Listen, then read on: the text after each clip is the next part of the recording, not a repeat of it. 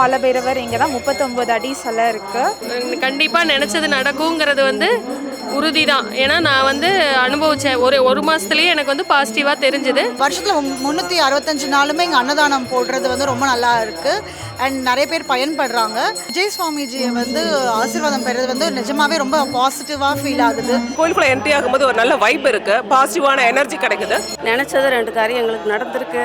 அதனால ரொம்ப மனசு திருப்தியாக இருக்குது. கடன் பிரச்சனை நிறையா பிரச்சனை இருந்தது.